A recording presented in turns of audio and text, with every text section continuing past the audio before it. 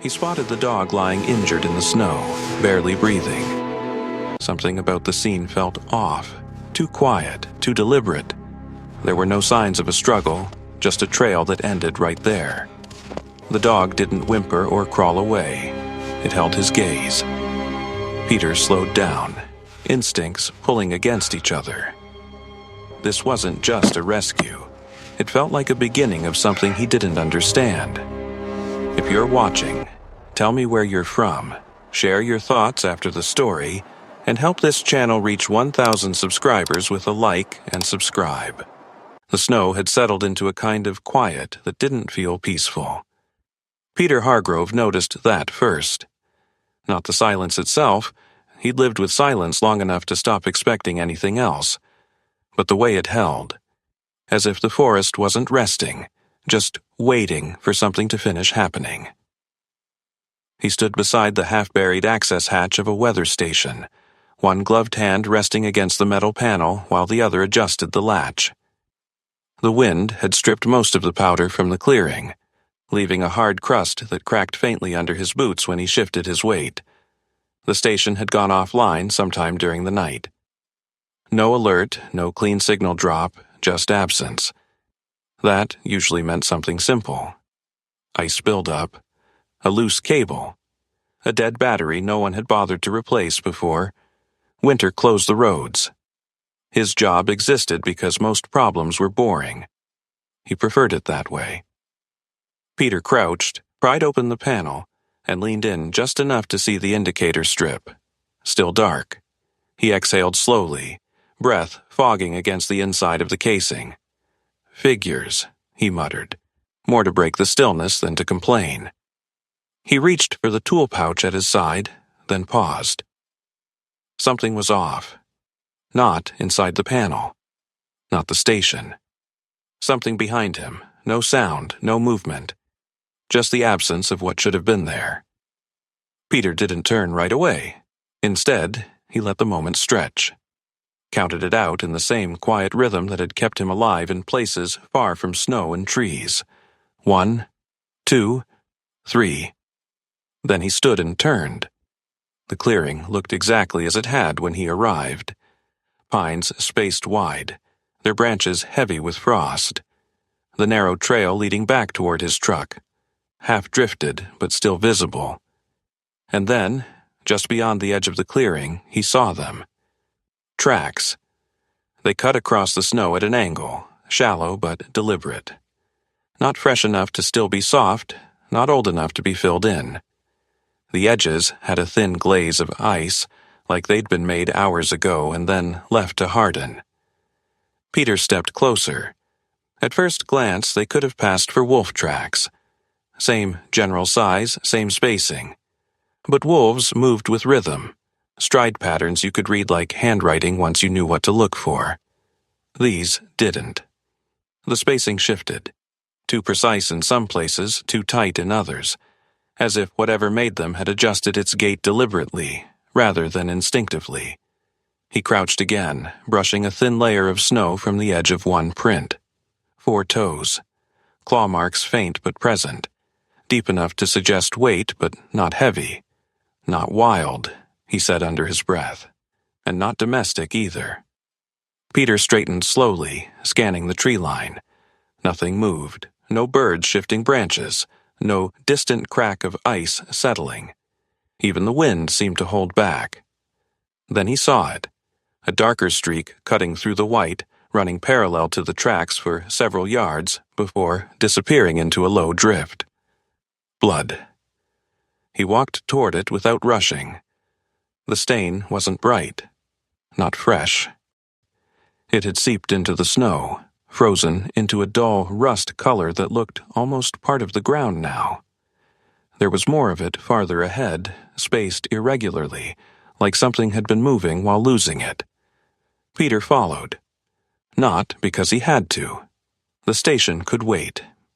It always could. He followed because leaving something like that unfinished felt wrong in a way he didn't have words for. The tracks led out of the clearing and into denser trees, where the light thinned and the air felt colder. Snow gathered deeper here, untouched except for that single trail cutting through it. He moved quietly out of habit, though there was no one to hear him. The forest changed as he went. Not dramatically, just enough that he noticed. The trees stood closer together. The wind found fewer ways in. Sound didn't carry the same. After a few minutes, the tracks slowed. The spacing tightened. The blood spots grew closer together. Something had been struggling. Peter stopped again, listening. Nothing. He took another step. That's when he heard it. Not a cry, not exactly. More like something trying to be one and failing. A thin, broken sound that barely carried past the nearest trees. He froze. The sound came again. Quieter this time. Shorter. Peter moved faster now, but not carelessly.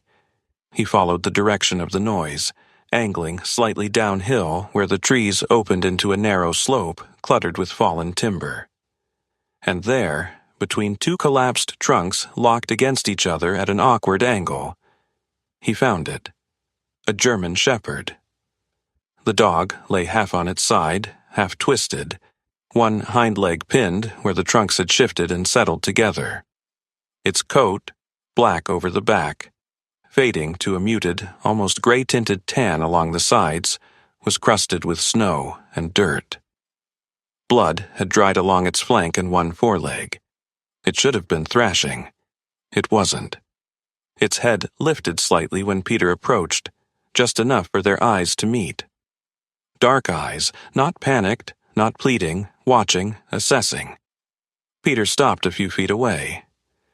"Easy," he said, his voice low, even.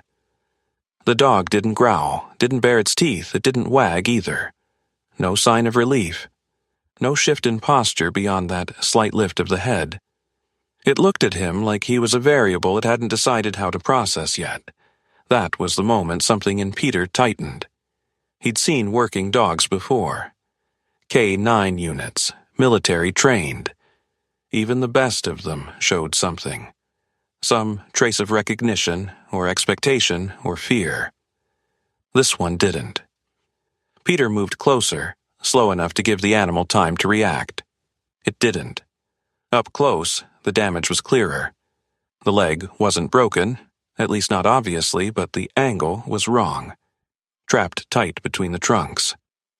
The blood came from a shallow gash along the ribs, likely from the fall. He crouched. "Let's see what we've got." Still no reaction. Peter reached toward the wood first, testing the weight of the upper trunk. It shifted slightly under pressure but didn't lift free. Frozen into place. He adjusted his stance, braced one boot against the lower log, and pushed harder. The wood creaked. Snow fell in small clumps. The gap widened by an inch. Behind him, the forest remained unnaturally still. Then, just as he shifted his grip, the dog moved. Not away, forward.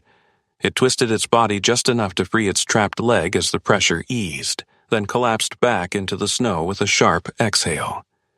Peter froze, instinct overriding motion. The dog didn't scramble, didn't try to run. It simply lay there, breathing shallow, eyes still on him. And then it did something that made Peter hesitate longer than the injury itself. It looked past him. Not around, not through him. Past him, toward the direction he'd come from. Its ears lifted, one standing clean and sharp, the other tilted slightly back at an angle that didn't quite match. The rest of its body remained still, but its attention shifted completely. Peter turned, following the line of its gaze. The trees stood empty. Wind moved faintly through the upper branches, carrying a soft hiss of snow. And nothing else. He looked back at the dog. "You expecting something?" he asked quietly. No answer, of course, but the dog didn't return its focus to him. It kept watching the tree line. Peter waited. A second stretched, then another. Nothing came.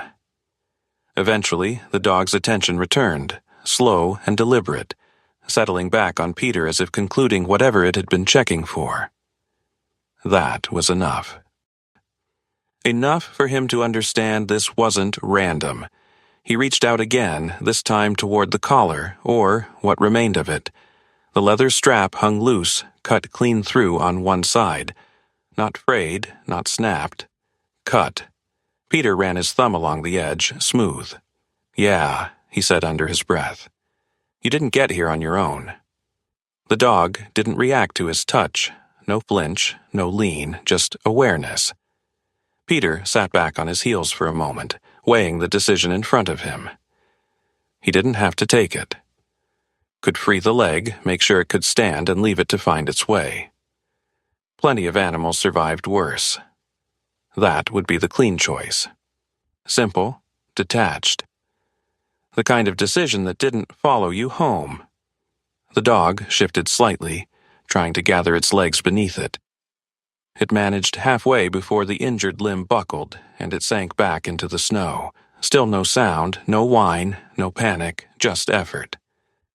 Peter watched that for a few seconds longer than necessary. Then he sighed, the sound barely visible in the cold air.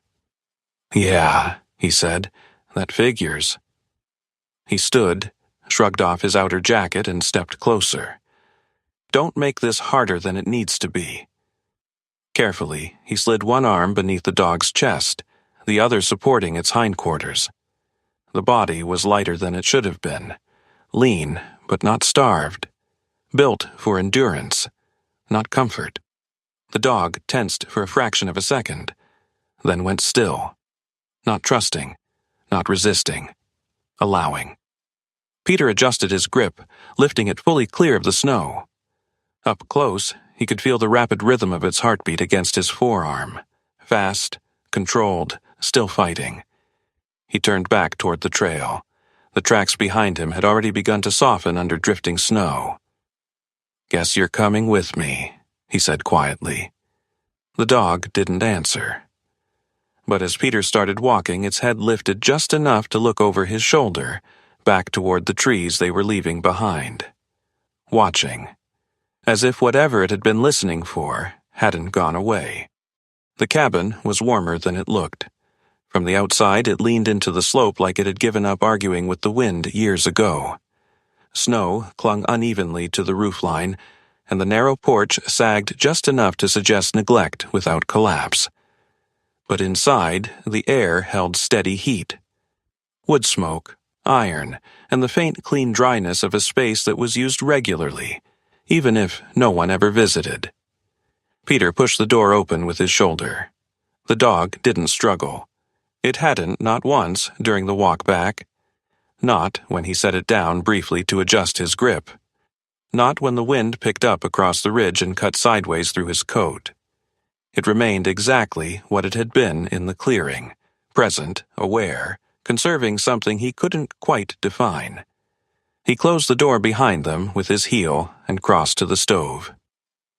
"Let's not make a mess of this," he said quietly, more to set a tone than to expect compliance. He lowered the dog onto a folded wool blanket near the fire, careful with the injured leg. The animal adjusted itself once, slow and deliberate, then stilled again. Still no sound. Peter shrugged off his jacket and hung it on the back of a chair. The routine came back easily. Boots shifted closer to the stove, kettle checked, a small lamp switched on, though daylight still filtered weakly through the frosted windows. He didn't look at the dog for a few seconds. That wasn't avoidance.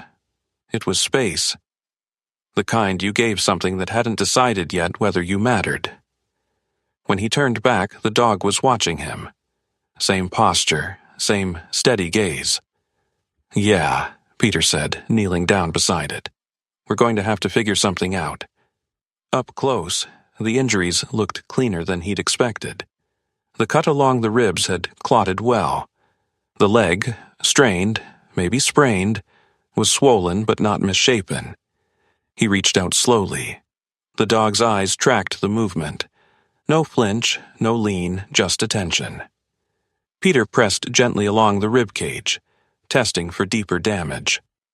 The dog's muscles tightened under his hand, controlled, contained, but it didn't pull away. "That's good," Peter murmured. "Means you're still thinking." He worked in silence for a while after that, cleaning the wound, warming water, finding an old medical kit he hadn't opened in months. The dog let him do it. Not passively, not the way an injured animal might give up. It allowed it. There was a difference. When he finished, he sat back on his heels and studied the animal properly for the first time. German Shepherd, no doubt, but not the heavy, broad type bred for show or patrol. This one was built lean. Long lines, tight muscle, everything angled toward the movement rather than presence. The coat told its own story. Black along the spine, thick and coarse, fading into a muted tan that had lost whatever brightness it might have had. Dirt and ice had dulled it further, but even beneath that, the color felt restrained, functional.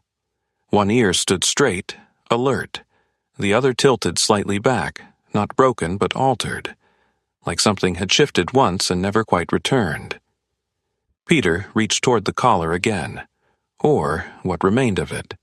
He turned the cut edge between his fingers, examining it under the lamp. Clean. Too clean for an accident. "You got out of something," he said. The dog didn't respond. Peter exhaled, long and slow, and pushed himself to his feet. "All right." He moved to the counter, opened a tin of food and set it near the blanket. Then he stepped back. The dog didn't move. Seconds passed, then a minute. Peter leaned against the wall, arms crossed, watching without watching. "Not hungry?" he said. Still nothing. Then, slowly, the dog shifted. Not toward the food, toward him.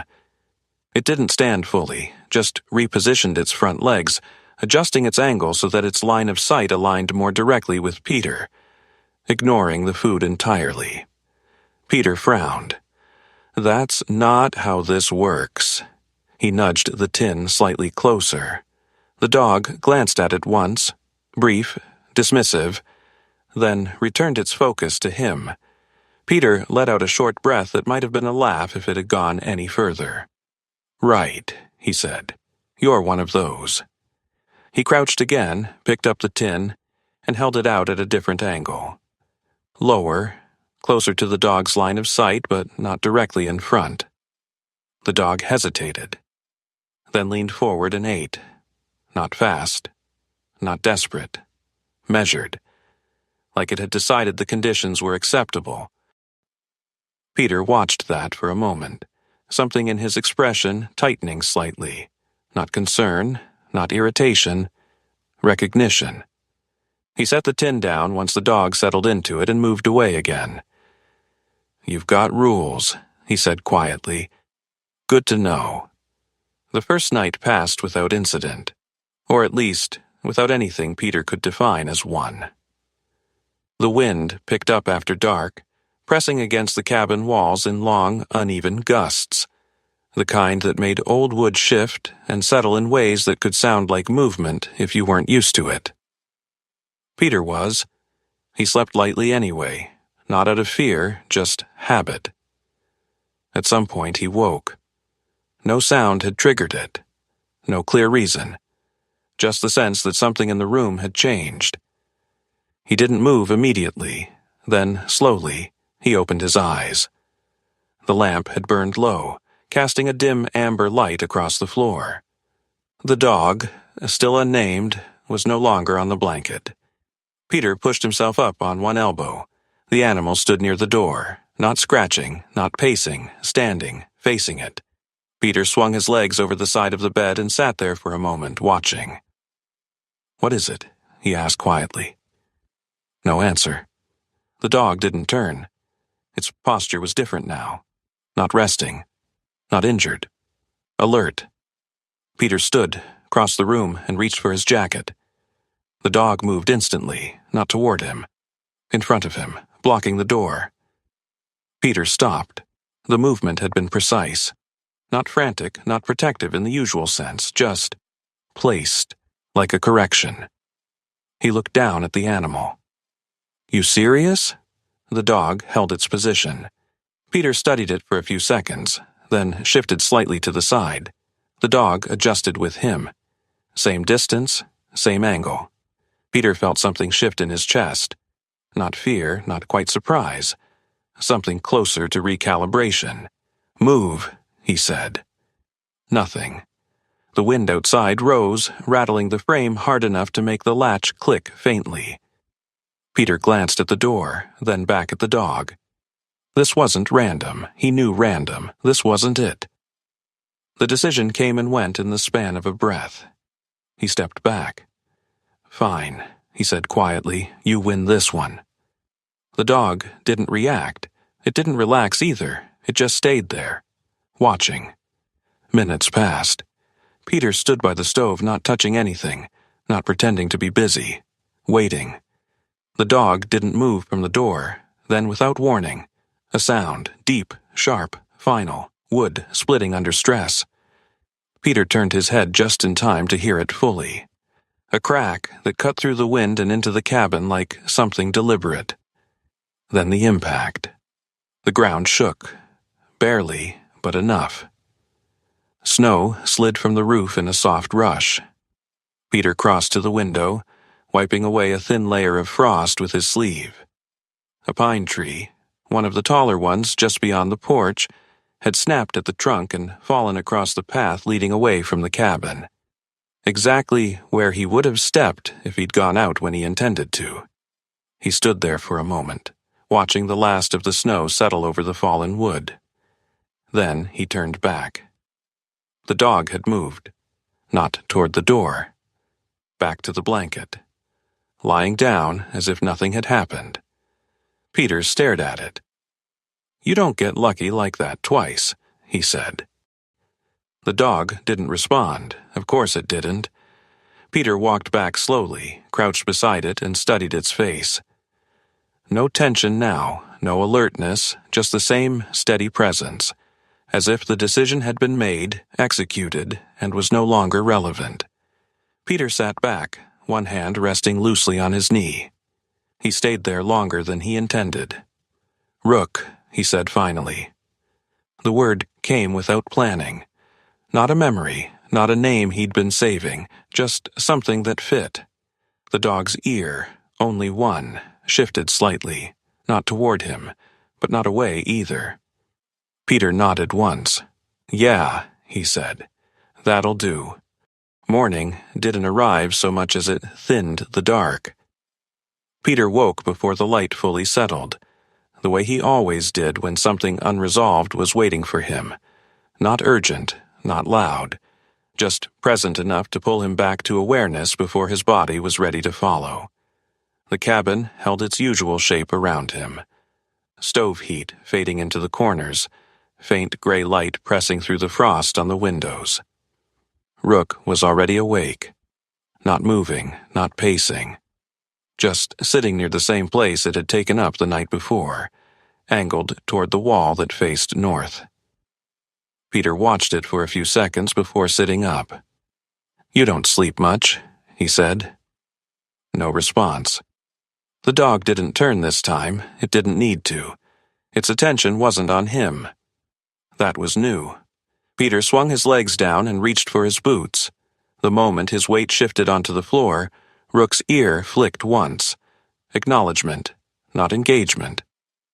You're consistent, I'll give you that. He dressed without hurry.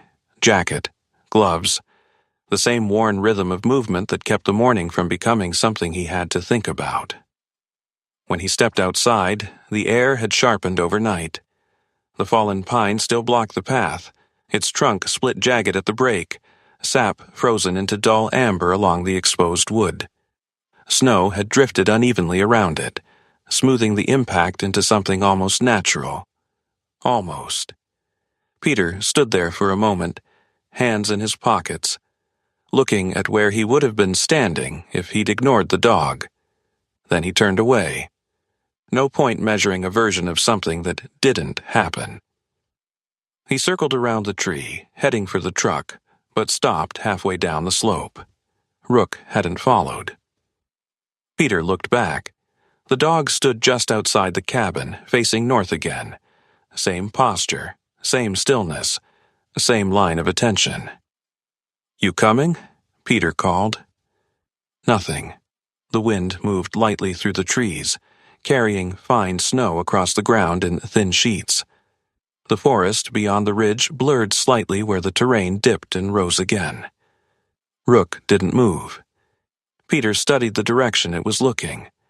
There was nothing obvious out there. No trail, no structure. Just more forest. Denser, darker, the kind of stretch that didn't see much foot traffic once winter settled in. He turned back toward the truck. Then stopped again.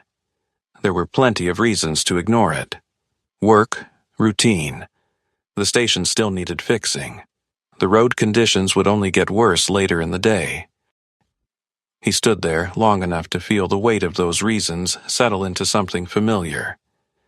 Then he exhaled once, short and quiet. "Yeah," he said. "That's not going to happen." He turned fully and walked back up the slope. Rook didn't greet him when he approached, didn't shift position. Peter stopped beside it, following its gaze out across the trees. "You've got something in mind," he said. The dog blinked once. That was all. Peter adjusted his gloves. "Fine, let's see it." The terrain changed gradually at first. The trees grew closer together. The underbrush thickened beneath the snow. What had been open ground near the cabin turned into something more layered. Less visibility, more shadow. Peter moved carefully, not because he expected danger, but because the ground itself demanded it. Ice under snow, uneven slopes hidden beneath white. Rook moved ahead of him, but not in a straight line. It didn't lead the way in any obvious sense. Instead, it angled, corrected, paused, never far enough ahead to disappear, never close enough to feel like it was staying beside him. It was calibrating. Peter didn't try to interpret it, not yet. After 20 minutes, the forest opened slightly into a narrow ridge. From there, the land dipped sharply and something else came into view. Not a structure, not at first. A line? Too straight to be natural. Too subtle to notice unless you were looking for it. Peter crouched, brushing snow away from the edge of the slope. Metal. A narrow strip, half buried, running along the contour of the hill. "All right," he murmured. Rook stopped a few feet behind him. It didn't come closer. Peter followed the strip with his eyes, tracing its path along the ridge until it curved out of sight behind a cluster of trees. He stood, moving slowly in that direction. The strip widened into something more defined. An old access panel, partially exposed where the snow had drifted thinner. The surface was weathered but intact. No rust, no decay. Maintained, or built to last longer than it should. Peter ran his hand across it, feeling the texture under his glove. No markings, no identifiers. But the shape was familiar, too familiar. He stepped back, scanning the area again with a different kind of attention now. This wasn't random terrain. It had been shaped. Subtly. Carefully. Enough that you'd miss it if you weren't looking for patterns. He moved past the panel, pushing through a narrow stand of trees. And then he saw it. The structure sat low against the slope, almost folded into the landscape. Concrete and steel, its edges softened by snow and time, but still intact. No collapse, no obvious damage. Just abandoned or left.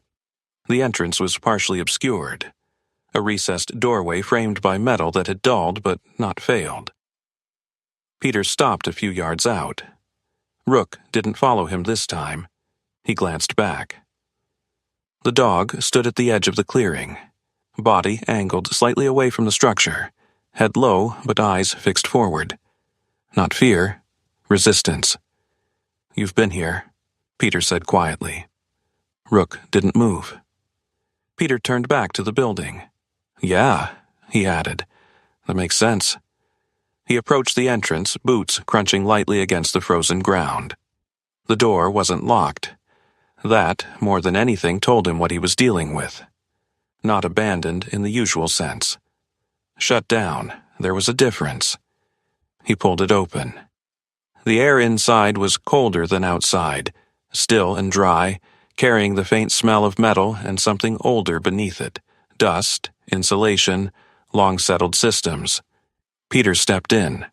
The light shifted immediately, flattening into a muted gray that came from nowhere obvious. No active fixtures, but enough ambient reflection from the snow outside to outline shapes within. Tables, equipment racks, cables running along the walls. Everything left in place, nothing disturbed. He moved deeper, boots echoing faintly against the concrete floor. There were screens, dark, but not broken. Consoles layered with dust, but intact. A chair pulled slightly away from one station, as if someone had stood up and never come back. Peter ran his hand along the edge of a console. No power, at least not visible. He moved through the space slowly, taking it in without trying to understand it all at once. That came later. At the far end of the room, a section of shelving caught his attention. Files. Not many, not organized. Some had been removed, others left behind scattered. He picked one up. Paper.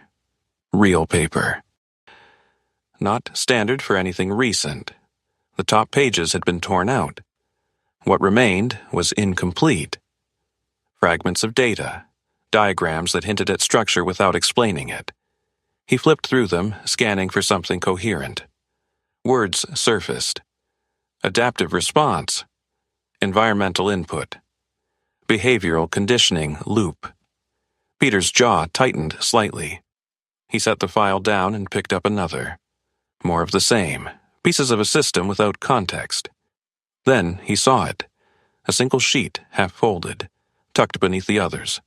Different. Handwritten. He unfolded it slowly. The ink had bled slightly into the paper, but the words were still clear. Not learning from us. Learning from the environment faster than we can measure. Peter read it twice. Not because he didn't understand it, because he did. And that made it worse. Behind him, the doorway remained open. Cold air moved faintly through the room. Rook hadn't followed. Peter folded the paper once and held it there for a moment, feeling its weight, not physical, but something else. Then he slipped it into his jacket pocket. He stood in the silence for a few seconds longer, then turned and walked back toward the entrance. Rook was exactly where he had left it. Same distance, same line of tension in its posture. It didn't approach when he stepped outside, didn't retreat either. It just held that space between them. Peter looked at it, then back at the structure. "You didn't get lost," he said quietly. The words settled into the air without echo. "You got out." Rook's ear shifted once. Not toward him, toward the building. Peter nodded slowly. "Yeah," he said. "That tracks." He turned away from the structure, stepping back into the trees. Rook followed this time, not ahead, not behind, just within range, close enough to move with him, far enough to remain its own. The second time Peter entered the structure, he didn't hesitate at the door. He didn't pause to study the snow, or the angle of the trees, or the way the wind moved through the clearing.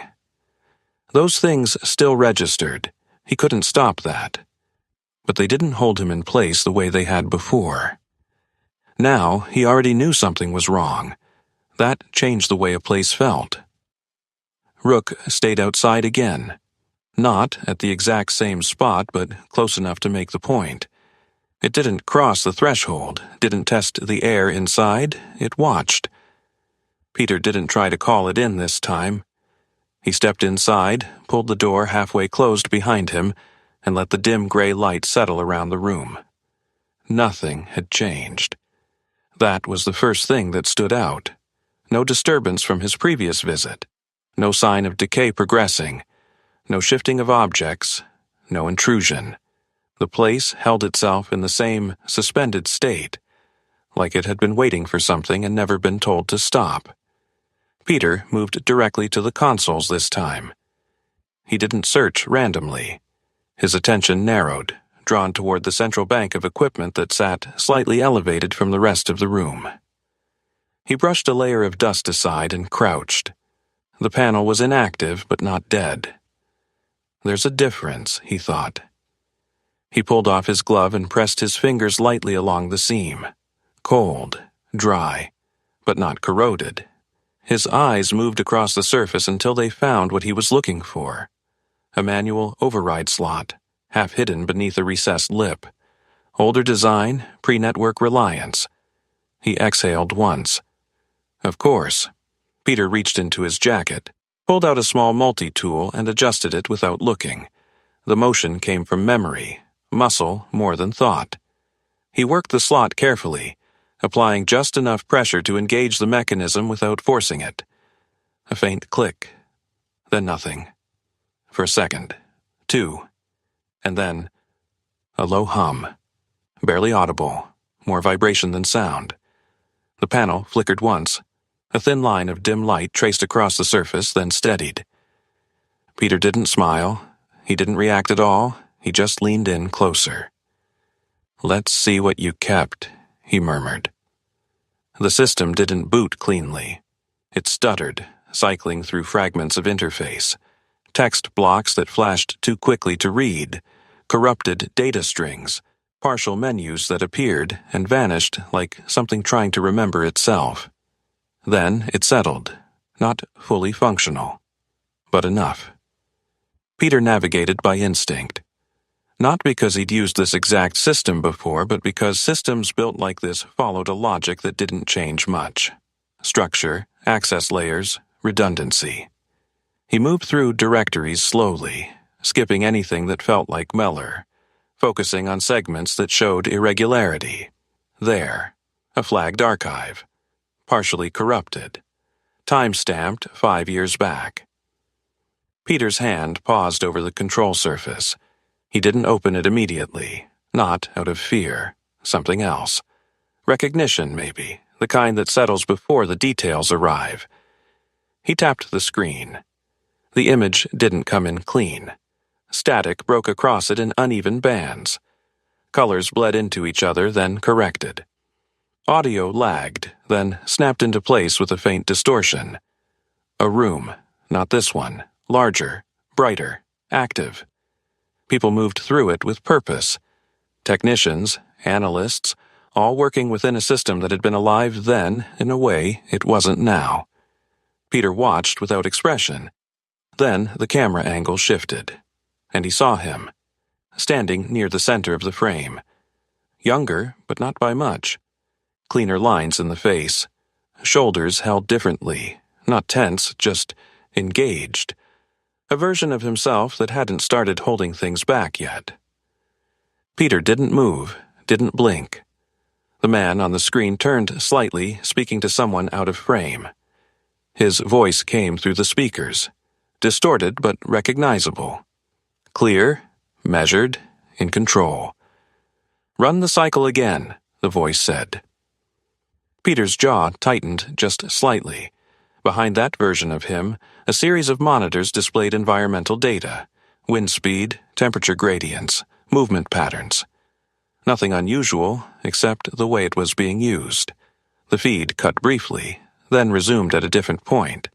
Same room, different moment. A technician spoke, her voice sharper now. Response latencies dropping below threshold. The man on screen, Peter, nodded. That's the point. It's not adapting to input, it's predicting ahead of it. A pause. Then, good. The word landed differently than it should have. Not wrong, just incomplete. The footage skipped again. Static surged, then cleared. Now the monitors showed something else. Not raw data, patterns, animal movement, mapped and overlaid against environmental shifts. Wind direction changes, temperature drops, structural stress indicators in surrounding terrain. Peter leaned closer. He knew this. not the specifics, the intent. Predictive survival modeling, he said under his breath. But that wasn't quite it. The system wasn't just observing, it was influencing. The realization didn't come all at once. It layered, the way the data shifted, the way the patterns corrected themselves before deviations occurred, the way the technician's voice had changed. It's not adapting to input, because it wasn't waiting for input. The video advanced. The room had changed again, less controlled now. Voices louder, movement less precise. What just triggered that? No external variable. That's not possible. Peter's eyes narrowed slightly. He recognized that tone. Not confusion. Disagreement with reality. On the screen, the man, him, stepped forward, closer to the monitors. Run it back. We did. It's not looping. Then isolate the source. There isn't one. A beat, then it's generating internally. Silence followed. Even through the distortion it held. Peter felt something shift in his chest, not memory, alignment, pieces settling into place where they'd always been, just unexamined. The footage cut again. This time, it didn't resume immediately. The screen flickered, struggled, then returned to a different scene. Outside, snow, a test field. Controlled, but not contained. Structures placed deliberately. Trees marked, terrain altered in subtle ways, and movement. Animals, tracked, monitored, responding, not randomly, not naturally. They moved ahead of changes that hadn't fully occurred yet, avoiding areas before hazards formed, adjusting paths before conditions shifted. Peter exhaled slowly. That's not observation, he said. That's pressure. The system wasn't learning from the environment. It was pushing the environment to see what would happen. He felt it then. Not as a memory, as a decision he had already made once. On the screen, the team moved again, voices sharper now. What happens if it doesn't stabilize? It will. How do you know? A pause, then his own voice steady. Because it has to. The footage stuttered, skipped. Then, noise, louder, uncontrolled. Something had gone wrong. Not visibly, not in a single event, but in accumulation.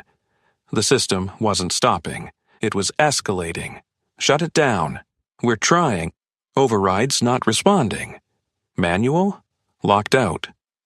Peter's hand hovered just above the console. He knew what came next, or at least he knew what didn't.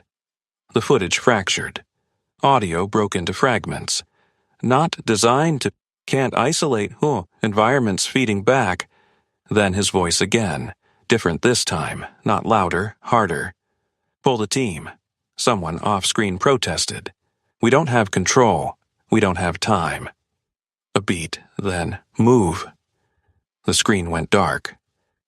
Peter didn't touch the console for several seconds. The hum of the system continued faintly, barely present but impossible to ignore once you heard it. He straightened slowly, not abruptly, just enough to shift his perspective. 5 years. He hadn't forgotten, not really. He had just categorized it differently, filed it under something smaller, cleaner. Support operation, he said quietly. Environmental modeling. Words that had fit at the time. Still fit, if you didn't look too closely. He looked at the console again, then past it. At the room, at the stillness, at the absence of shutdown. They never turned you off, he said, not a question. The system hummed faintly in response. Or maybe it didn't. Peter reached forward and powered down the panel manually. The light flickered once, then disappeared. Silence returned. Real silence this time. He stood there for a moment longer, then turned and walked out. Rook hadn't moved far. It stood a few yards from the entrance now, positioned where it could see both the door and the tree line beyond. When Peter stepped outside, the dog's head lifted slightly. Not a greeting. A check. Peter stopped beside it.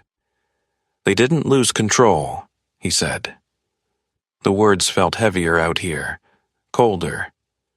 They just stopped being able to stop. Rook's ear shifted once. Peter looked back at the structure, then out at the forest. The lines between them didn't feel as clear anymore. You weren't left behind, he said quietly. You were part of it. The dog didn't react. Of course it didn't. Peter nodded once. Yeah, he said, that makes two of us. The first thing Peter noticed wasn't the wind. It was the silence between movements. He stood just outside the cabin, one hand resting loosely on the doorframe, eyes scanning the tree line without focusing on anything in particular. The snow had softened overnight, less brittle, more absorbent, and the forest looked almost forgiving. Almost. Rook stood several feet ahead of him, angled toward the open slope beyond the trees. Its posture wasn't tense, but it wasn't relaxed either. It had that same stillness Peter had seen before. Not waiting, not guarding, processing. Peter stepped down into the snow. It gave under his weight differently than it should have. Not wrong, just inconsistent. He crouched, brushed a gloved hand across the surface and pressed down again. Layering was off. Temperature shifts had happened too fast, too unevenly. He looked up toward the sky. Clear. No cloud movement significant enough to explain it. All right, he muttered. That's new. Rook moved. Not abruptly, not with urgency. It simply started walking. Peter watched it for a second, then followed. They moved along a narrow ridge that Peter knew well, or thought he did. He'd walked this line dozens of times over the past year, checking sensors, recalibrating instruments, replacing damaged units.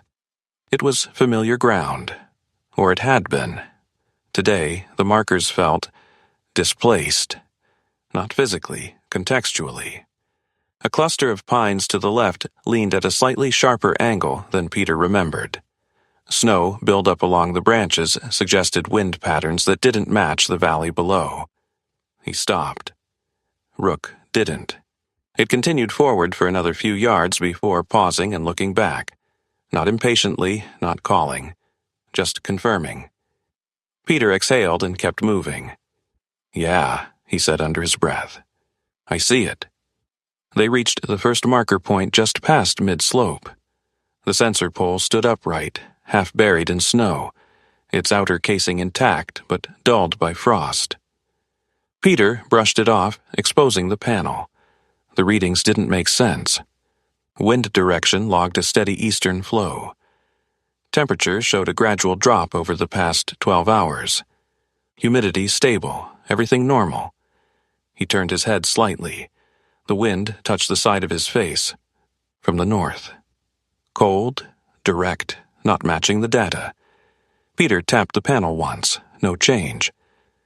Either you're lying, he said, or something's writing over you. Rook shifted its weight behind him. Peter didn't turn. He didn't need to. He already knew the dog wasn't focused on the sensor. It was looking past it, further down the ridge. Peter followed its line of sight. There was nothing obvious. Just a gradual descent into thicker forest, the terrain folding into itself as it dropped toward a lower basin, but something about it. A tension, not visible, felt. Peter stood up slowly. How many of these are off? He asked quietly. Rook didn't answer. Of course it didn't, but it stepped forward again, and this time, Peter didn't hesitate. They moved faster now, not running, but no longer drifting. Rook took a more direct path, cutting through sections of forest that Peter usually avoided due to uneven ground and poor visibility. Today, none of that seemed to matter. The dog navigated without pause, without correction. Peter followed, adjusting his pace to match. He noticed it after a while, the absence of birds, not silence, not completely, but wrong. A few calls scattered uncoordinated, no pattern, no flow. He slowed. Migration's off, he said. The words felt strange, coming out loud. Not because they were wrong, because they were too small. They didn't capture what he was seeing. A single bird crossed overhead, cutting sharply against the wind before veering off at an angle that didn't align with anything Peter knew about seasonal routes. It didn't correct, it committed, and disappeared. Rook stopped. Peter nearly walked into it. What? The dog stood rigid now, head low, ears angled, not forward, not back, listening. Peter scanned the area. Nothing moved, nothing obvious. But the air, he felt it again, that subtle shift, not temperature, not wind, something in between, like pressure adjusting without a source. He took a slow step forward.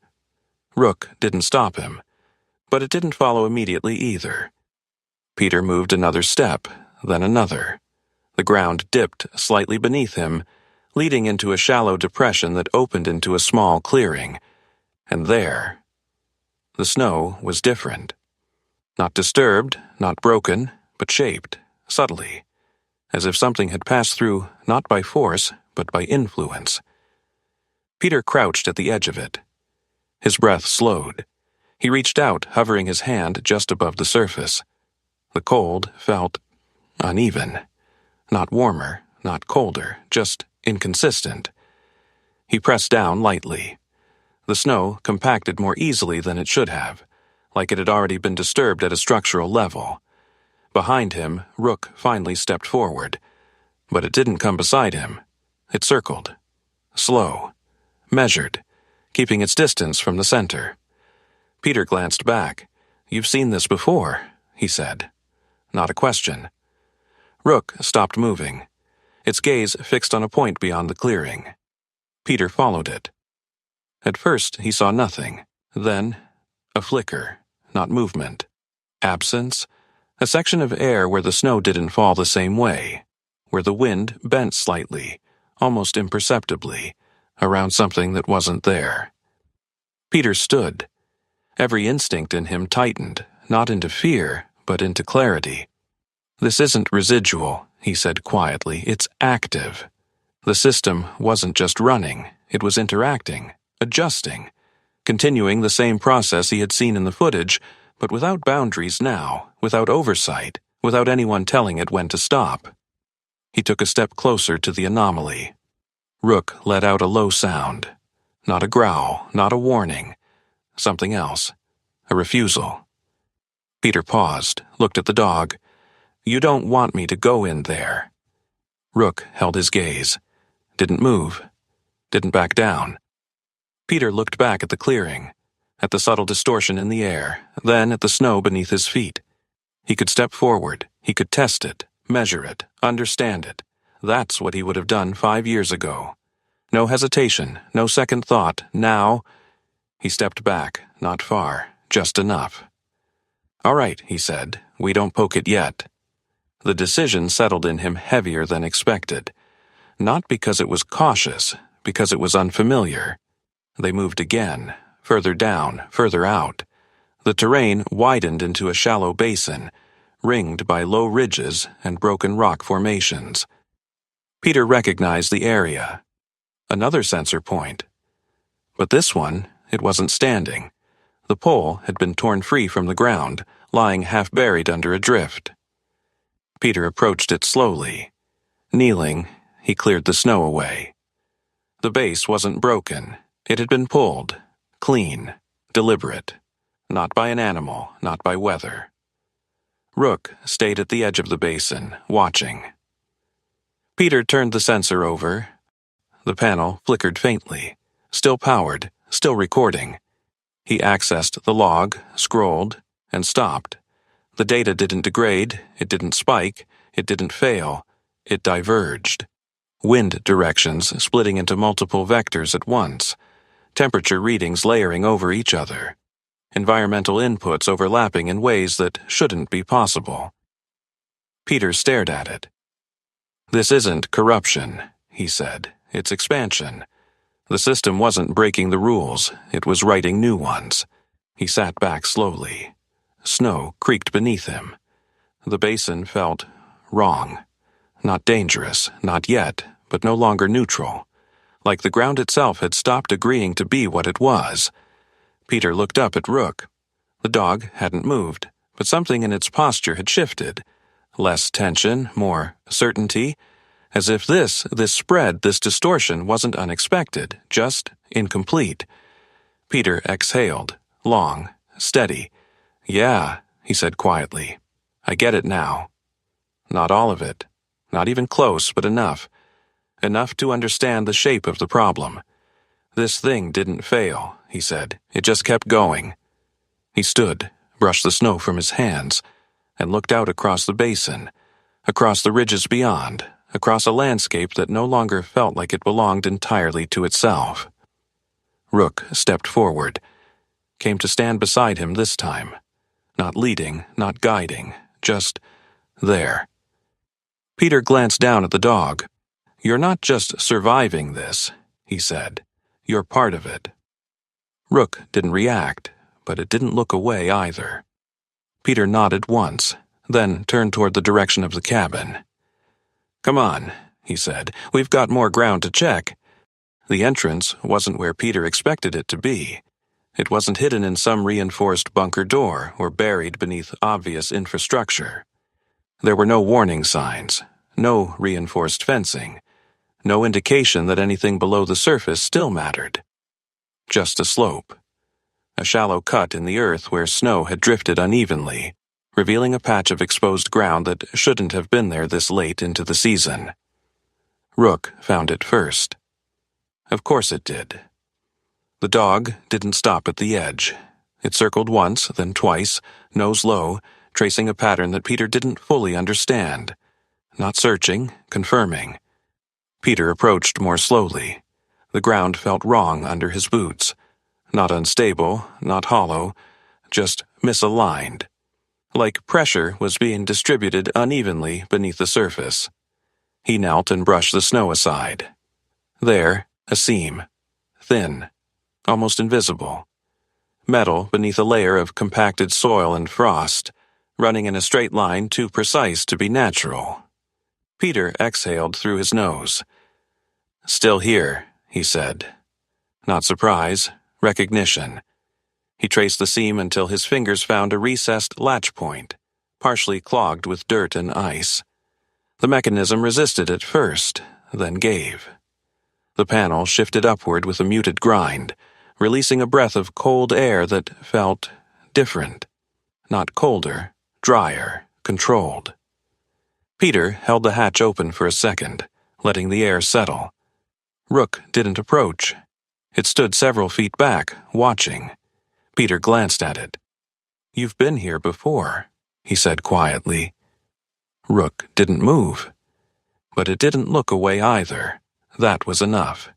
The ladder descended into darkness. Not complete darkness. There was a faint, intermittent glow somewhere below, flickering just enough to outline the narrow shaft. Peter tested the first rung. Solid. He started down. Each step echoed faintly, absorbed quickly by the enclosed space. The air changed as he descended, not in temperature but in density. It felt filtered, processed, artificial. Halfway down he paused, not because of fear, because of something else. A realization that didn't arrive as a thought, but as weight. He was walking back into something he had once been part of. Not as an observer, as a contributor. He resumed. The chamber at the bottom wasn't large, smaller than he remembered. Or maybe it only felt that way now. Rows of equipment lined the walls. Most of it powered down, screens dark, cables disconnected or hanging loose. Dust had settled unevenly across surfaces, interrupted only by thin lines where airflow had continued over time. In the center of the room, a single unit remained active. Not fully, not at capacity, but alive. A vertical console, its interface dim but responsive, pulsing faintly in a slow, steady rhythm that reminded Peter more of a heartbeat than a machine. He stepped closer. His reflection caught briefly in the darkened screen. Older, sharper, more worn than the man who had once stood here years ago. "Still running," he said. The words sounded different down here, contained. The system responded as his hand hovered near the interface. Not activating. Recognizing. A soft flicker passed through the display, bringing up fragmented data, partial logs, incomplete sequences, environmental overlays that extended far beyond the immediate region. Peter's jaw tightened. "This isn't localized," he murmured. He scrolled. The patterns were clear now, not random anomalies, not isolated malfunctions. The system had continued to process environmental inputs and adapt responses, not just within the original test zone but outward, expanding its influence as conditions demanded. Not aggressively, not intentionally, but inevitably. It wasn't controlling nature, it was negotiating with it, and slowly, changing the terms. Behind him, Rook shifted, not closer, but not retreating either. Peter glanced back. "You don't belong to them anymore," he said. It wasn't reassurance, it was a statement he needed to test. Rook held his gaze, then looked past him. At the console. Peter turned back. His hand hovered over the control interface again. The options were limited, more limited than he expected. Power down sequence. Partial, unstable. System purge, high risk, undefined environmental consequences. Manual override, restricted, fragmented. And then adjustment protocols, not termination, modification. Peter exhaled slowly. "Of course," he said. It wouldn't be simple. It was never simple. He leaned closer, scanning the parameters. Intervention thresholds, response sensitivity, adaptive learning rate. Each one tied directly to how aggressively the system responded to environmental instability. Too high, and it would continue to reshape patterns unpredictably. Too low, and it might fail to respond where intervention had already altered baseline conditions. He rubbed a hand across his jaw.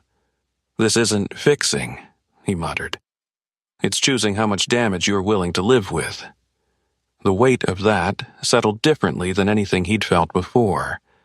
Not like a mission, not like an objective. There was no success state here, only outcomes and consequences. For a moment he did nothing. He stood there, staring at the interface, letting the noise of his own thoughts fade into something quieter, more precise. 5 years ago he would have shut it down. No hesitation, no compromise. Eliminate the variable, reset the field. That had been the training. That had been the instinct. Now, he looked at the data again, at the patterns already embedded in the environment, at the deviations that had become normal. Shutting it down wouldn't restore anything. It would remove the only structure still holding those changes together. Collapse instead of correction. Behind him, Rook stepped forward. Not all the way, just enough to close the distance slightly. Peter didn't turn, he didn't need to. He could feel the shift, not pressure, not expectation, presence, that was all. He let out a quiet breath. "You don't care what I pick," he said. "No." He shook his head slightly. "That's not it." He corrected himself. "You care that I pick." The distinction mattered, more than he wanted it to. He placed his hand on the console. The interface responded immediately, brightening under his touch.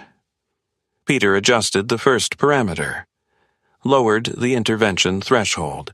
Not enough to disable response, just enough to slow it. The system flickered, processed, accepted. He moved to the next. Adaptive rate. He reduced it carefully, watching the projected models shift in real time. Environmental responses becoming less aggressive, less immediate, less intrusive, but also less certain. "This is a delay," he said quietly, "not a solution." He knew that, accepted it.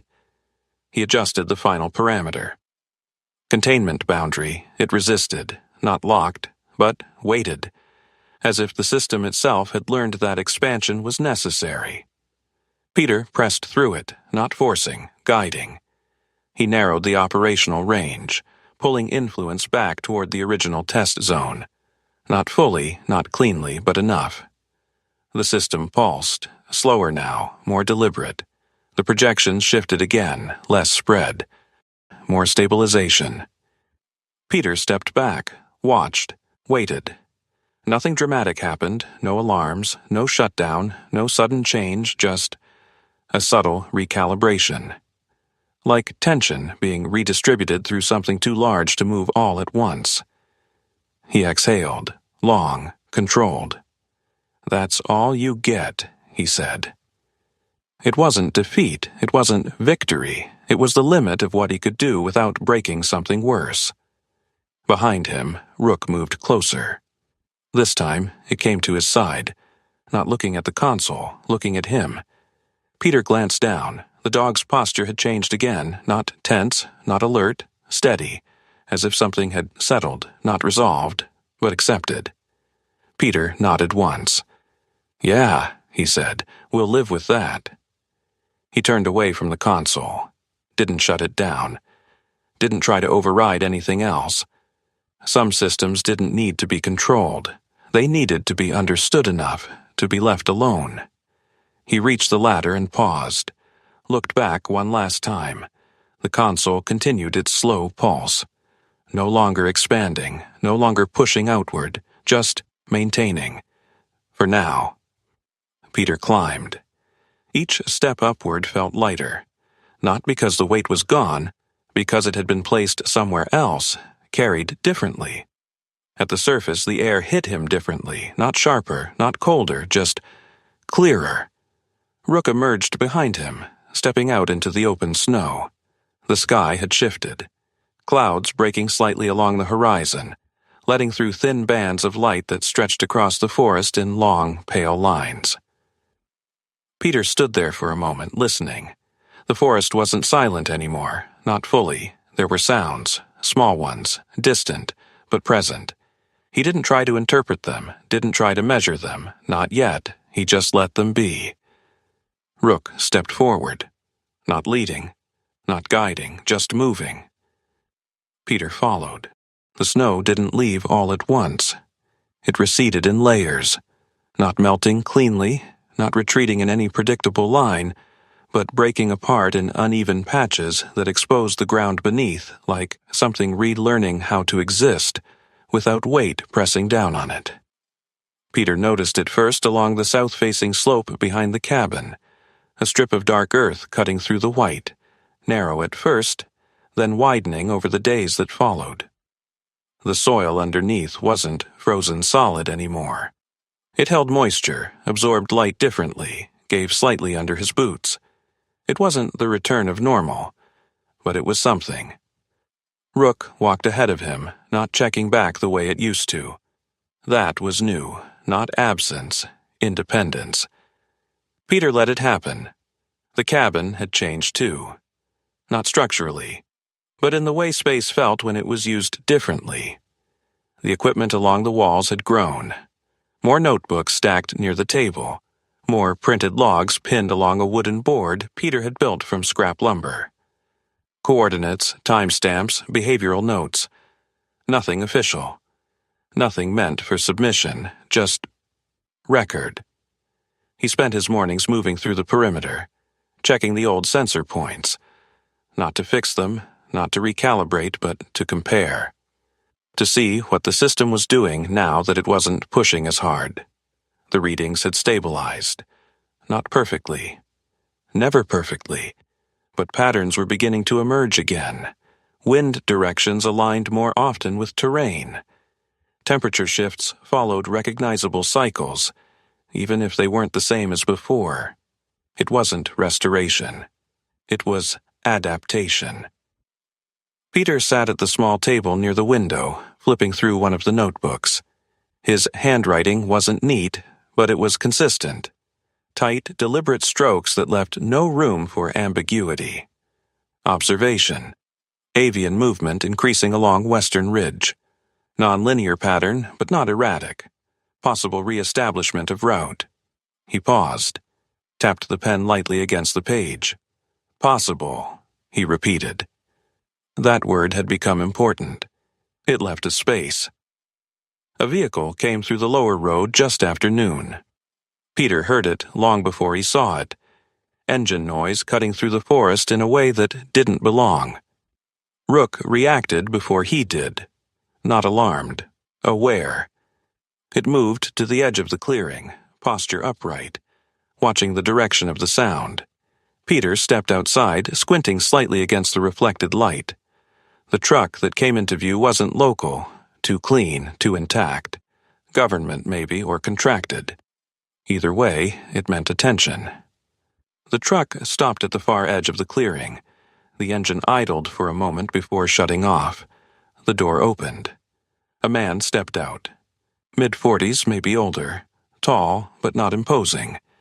Lean in a way that suggested endurance rather than strength.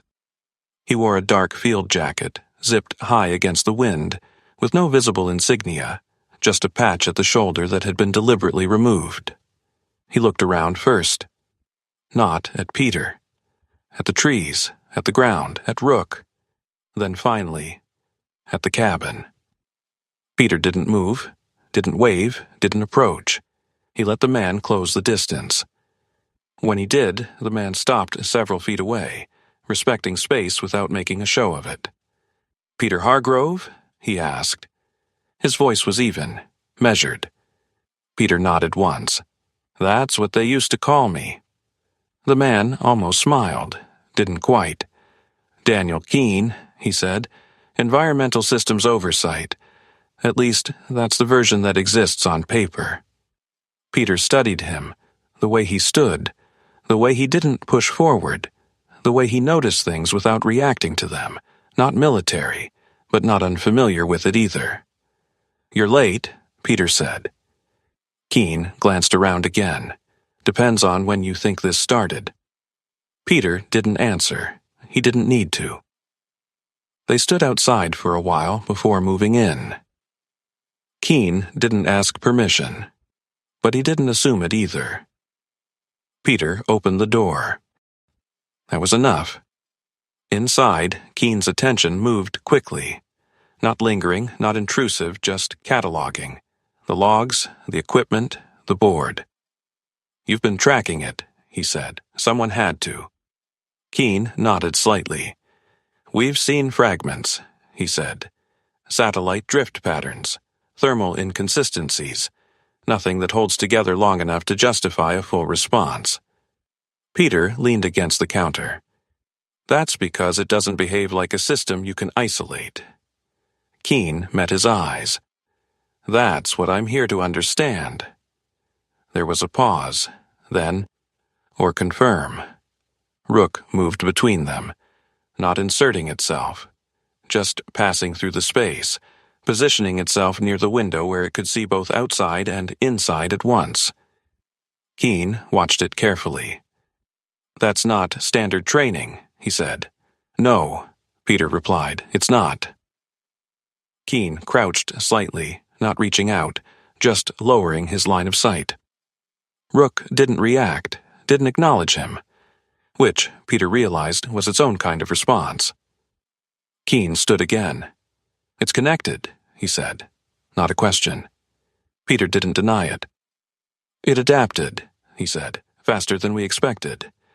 Keene nodded slowly. "Faster than we designed for." They sat at the table. Peter laid out the notebooks. Didn't explain everything, didn't need to. Keene read in silence for a while, turning pages, cross-referencing notes, occasionally pausing, not to ask questions but to let something settle. Finally, "If we shut it down now," Keene said, "what happens?" Peter didn't hesitate. "It breaks." "How?" Peter shrugged slightly. "In ways we don't predict." Keene nodded. "And if we leave it?" Peter looked toward the window. At the tree line. At the space where snow had receded unevenly, exposing ground that no longer followed the old rules. "It keeps changing things," he said, "but slower. Because of you." Peter didn't answer immediately. Then, "Because it doesn't have to react as hard anymore." Keene leaned back slightly. Minimal intervention. Containment. Reduction of influence. Peter met his gaze. Not control. That mattered. For a moment, neither of them spoke. Then Keen reached into his jacket and pulled out a small device. Set it on the table. It didn't look like much. Compact, unmarked. But Peter recognized the type. Data relay, portable uplink. We could monitor it, Keen said. Build a model, start understanding how far this has gone. Peter looked at the device, then at Keen. And then? Keen hesitated, just slightly. Then we decide what to do with that information. Peter almost smiled. Not because it was funny, because it was familiar. That's how this started, he said. Keen didn't argue, didn't defend it. He just sat there, letting the truth of it exist. Rook shifted, moved away from the window, came to stand beside Peter's chair, not tense, not alert, just present. Peter rested a hand briefly against the dog's neck, felt the warmth there, the steadiness. Keen watched the gesture. Something in his expression changed, not understanding, recognition, different kind. Peter reached out, turned the device slightly on the table, then pushed it back toward Keen. "No," he said. Keen didn't react immediately, just looked at the device, then at Peter. "No?" he repeated. Peter shook his head. "You don't fix this by watching it harder," he said. "You fix it by not doing the same thing again." Keen exhaled slowly. "That's not a solution." Peter nodded. "I know." He glanced toward the window again, at the forest, at the space where different tracks had begun to cross over each other, not chaotic, not random, but converging in ways that suggested something finding its own balance. "It's a boundary," he said. Keen followed his gaze, didn't speak. They stepped outside again. The air felt different now, not cleaner, not calmer, just less strained. Keen stood for a long moment, taking it in. Then he nodded once. "I can report that nothing here justifies escalation," he said. Peter didn't respond. Keen looked at him. "That buys you time." Peter met his eyes. "That's all it ever does." Keen almost smiled again. This time, it held a fraction longer. Then he turned. Walked back toward the truck. Didn't look back, didn't say anything else. The engine started, then faded. Peter stood there for a while after the sound disappeared. Rook moved ahead again. Not waiting, just choosing a direction. Peter followed. Not because he needed to, because he wanted to. They reached the ridge just as the light shifted. Afternoon giving way to something softer, the sky thinning into pale gold where clouds broke apart above the tree line. Peter stopped, looked down at the ground. Tracks, multiple, crossing, intersecting, not scattered, not chaotic, ordered, in their own way. Different species, different patterns, moving through the same space without disrupting each other. Not the old balance, something else. Something forming. He crouched slightly, studied them, then stood. "You're figuring it out," he said quietly, not to Rook, not entirely. Rook stood beside him.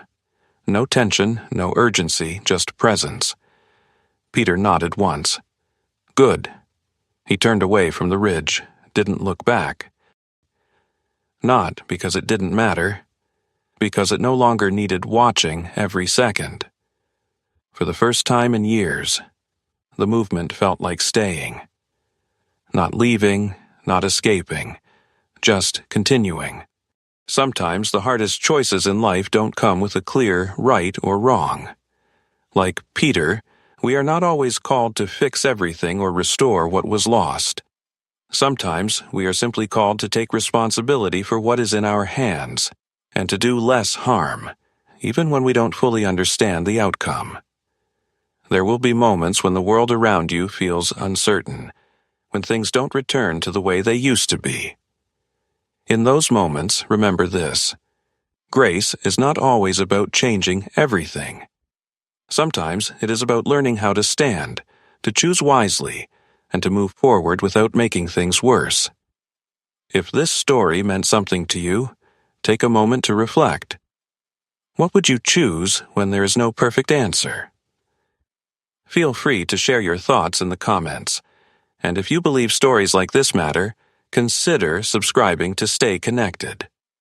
May you be given wisdom in your decisions, peace in your uncertainty, and the strength to carry what is yours to carry.